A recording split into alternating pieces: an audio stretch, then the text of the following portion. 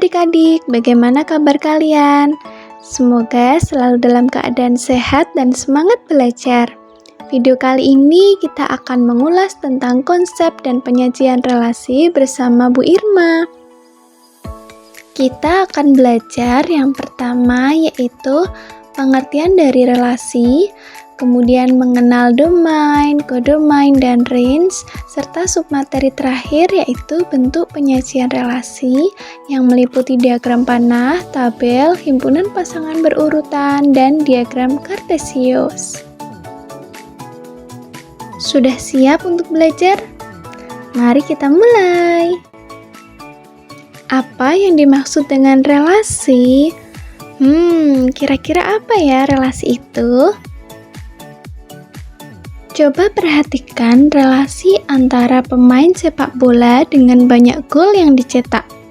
Di sini terdapat dua himpunan, yaitu himpunan nama pemain dan himpunan banyak gol yang dicetak.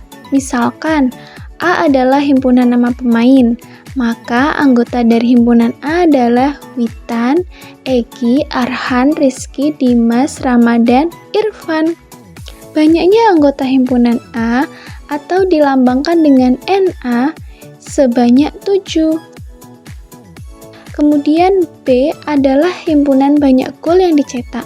Maka anggota dari himpunan B adalah 1, 2, 3, 4, 5.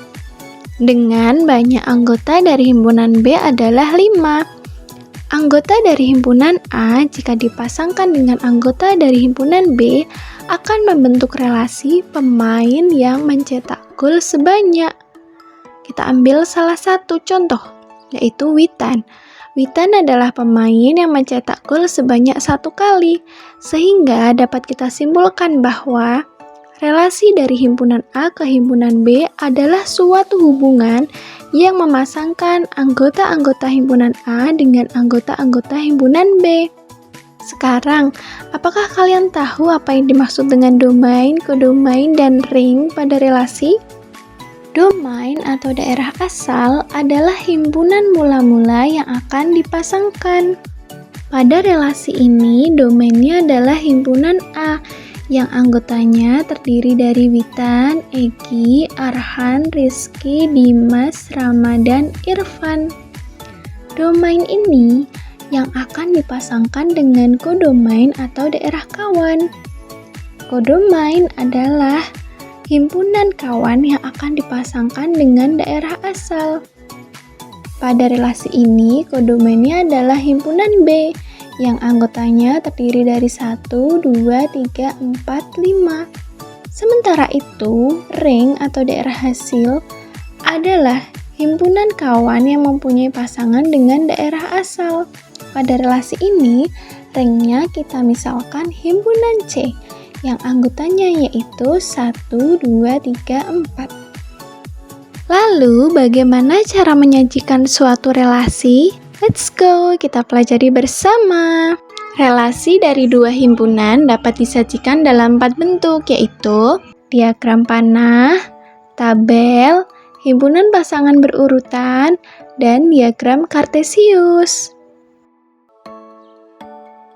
Yang pertama adalah diagram panah.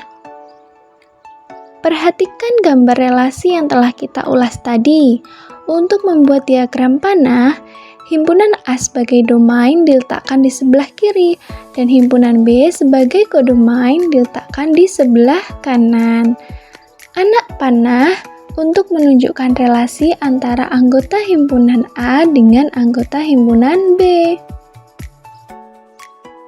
Yang kedua adalah tabel. Tabel yang digunakan untuk menyajikan relasi antara himpunan A dan B terdiri atas 2 kolom. Kolom pertama berisi anggota domain yang memiliki pasangan di kodomain, sedangkan kolom kedua berisi anggota range. Aturan relasi yang digunakan dapat dituliskan pada judul kolom kedua, yaitu pemain yang mencetak gol sebanyak.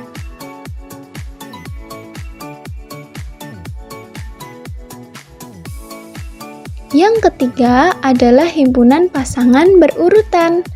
Pasangan berurutan pada relasi dilambangkan X, Y dengan X anggota domain dan Y anggota kodomain. Relasi R dari himpunan A ke himpunan B adalah pemain yang mencetak gol sebanyak. Himpunan pasangan berurutan dapat kita tulis dengan memberi tanda kurung di setiap domain dan ringnya. Sebagai contoh, dalam kurung Witan, 1 tutup kurung. Artinya, Witan adalah pemain yang mencetak gol sebanyak 1 kali. Selanjutnya, yang terakhir adalah diagram Kartesius. Pada relasi berbentuk diagram Kartesius, anggota himpunan domain dituliskan pada sumbu mendatar dan anggota himpunan kodomain dituliskan pada sumbu tegak. Relasi ditunjukkan oleh noktah yang menghubungkan antara anggota domain dan kawannya. Kemudian, untuk aturan relasi yang digunakan dapat dituliskan sebagai judul diagram. Dalam hal ini, judul diagramnya adalah relasi pemain yang mencetak gol sebanyak. Jalan-jalan dari Semarang ke Pekalongan. Sampai sini, apakah ada pertanyaan? Apakah ada yang mau ditanyakan adik-adik? Jika ada, adik-adik dapat bertanya dengan ibu melalui kolom komentar ya. Kemudian, untuk melatih pemahaman adik-adik terkait materi konsep dan penyajian relasi, ibu menyediakan 1 soal yang dapat kalian kerjakan sebagai latihan. Berikut soalnya.